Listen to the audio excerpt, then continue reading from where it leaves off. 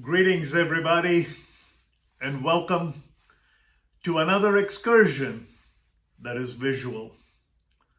The days seem to be just flowing, and there seems to be no end in sight. The last time of physical interaction with people seems eons ago, but the digital excursions have happened with such frequency, it's almost as if we haven't missed anything. As much as I feel that I have been relegated to just staying put, somehow we are managing to stay connected. During the middle of this crisis that has enveloped our world, a church in India had asked me to do a message of encouragement to them. And part of my encouragement to them was a story that I had told and retold many, many times. I remember telling the story in the early days when I first began to make public speeches. Most recently, about a week and a half ago, I shared the same story in our church. And for some reason, when I shared the story with the church in India and also with my home church, the feedback on the story seems to have resonated to the degree that someone said, "Hey, I've been looking online for you telling that story and I haven't found it anywhere." So this morning I woke up and said, why don't we just try to combine that which came from memory lane and try to make it become some kind of cohesion with what we're experiencing today. The story is simply about three trees. That's right, you heard it right, 3 trees. And these 3 trees had goals of their own, dreams of their own, aspirations of their own, just like you and I do. They were just like any other living being or thing on planet Earth, and they had an idea of what they wanted to do. So as they were on that little place in the world where these 3 trees grew up, they talked to each other like we would talk to each other, and they had dreams, hopes, and aspirations like we would have with each other. And the first tree said, I want to be, when the woodcutter comes, carved into something that would be majestic. I want to be made into a magnificent treasure chest. In me, I want the worth of the world to be. I want to carry jewels and gold and silver of untold value. When people look at me, I want them to realize that I was a special treasure chest. And that was its dreams. And some of us have those dreams. We want to carry the worth of the world in us and the weight of the world on us. And as a result, when we walk into an environment, we want people to look at us and say, there goes somebody who houses great value. The second tree had dreams of sailing grandeur. It wanted to be manufactured into a yacht that would go across the oceans vast. It said, on me, I want people to be able to transport themselves from a place of origin to a place of destination. And the cargo I carry, I want to be of great importance to the world.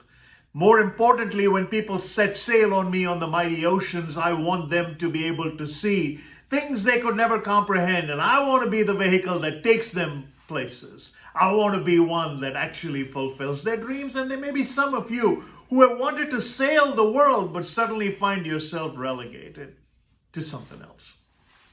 The third tree said, I just want to be left alone.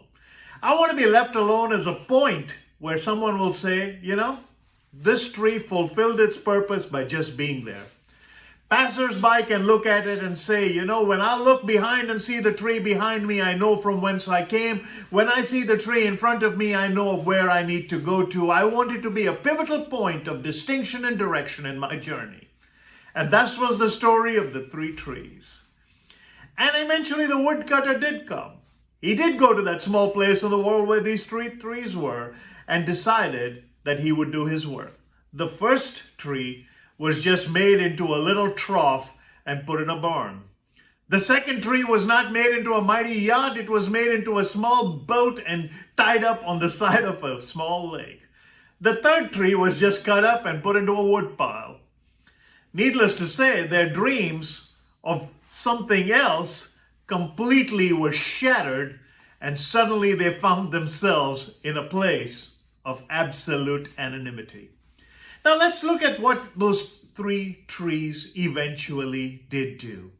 The first one that wanted to be that treasure chest that would carry the worth and value of untold imagination, the jewels of the world, the silver, the gold, the worth of the world.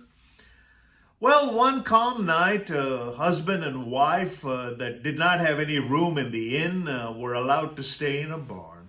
And some of you have figured out where the story is going. They took the baby that had been prophesied to them that would be the savior of the world and put him in this little trough from which animals had drank, surrounded by absolute misery. The worth and the weight of the savior of the world was put in that little trough. And suddenly the tree realized it was a treasure chest of great value. It was a piece of furniture of immense measure because it was carrying the greatest treasure of all. The second tree that had dreams of grandeur, of being on the oceans mighty and directions vast, suddenly found itself tied to the side of a lake, and its only inhabitants were smelly fishermen, and its only cargo was smelly fish, until one day one person walked on it. And as they went into the middle of the lake, there was a horrendous storm. The flash of lightning, the roar of thunder, and the fear of all the passengers, till this one person woke from his sleep and said, "Be still." And the storms subsided. The winds ceased. And that tree that had thought of itself as the mighty yacht, now a small boat in the middle of a lake, realized it was carrying the greatest cargo of all. For where else can anybody imagine that someone would stand up and ask the winds to stop, and they would, and ask the storms to cease, and it would? This tree realized it had been manufactured for the greatest voyages of all, because on it would sail the person who would liberate humanity. What about the third tree, relegated to a woodpile because one day someone came up and started hammering nails into it and manufactured it into a crude cross? They gave it to a person who was battered and bruised and bleeding and asked him to carry that crude cross to a hill called Calvary at a place called Golgotha. And that day, when that person was put on that cross and crucified for the sins of humanity, and the world began to change and darkness descended on that Friday afternoon, that tree, which thought it would be left alone as a signature point, actually became the symbol of the world, because it is from that cross that humanity has been able to move forward. It is because of the cross behind that humanity has realized that everything behind it was conquered. The story of three trees. What is your journey? What is God fashioning out of you today? What is He commanding you to do? How is He shaping your structure to make you begin to believe that you are created in His image with His mind? Do you carry the untold wealth of the world within you? Are you going to be the person who is going to be the conveyance for other people's hopes and dreams, that when you walk through their journeys or walk with them on their journeys, they will say, "You know what? When I travel with this person, I can see distances I could not comprehend, and I can accomplish voyages I can never visualize"? Or are you just going to be that third tree, the cross of Christ, carried for nobility, fulfilled for a purpose, singularly standing at a point in history, demarcating past, present, and future?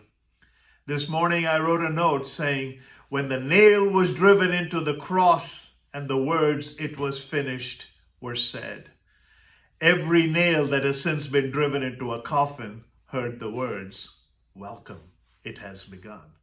So today I hope the story of three trees, their goals, their dreams, their aspirations, will allow you to look at your own goals, dreams, aspirations amidst this time of confusion and say, I want to be the tree that carries the wealth of the world. I want to be the tree that points people to destinations and journeys unseen. I want to be the tree that asks people to look at that pivotal point where the past is forgiven and the future is assured. Hopefully this has been a good journey and an excursion. Until next time, keep on growing, keep on dreaming. God bless.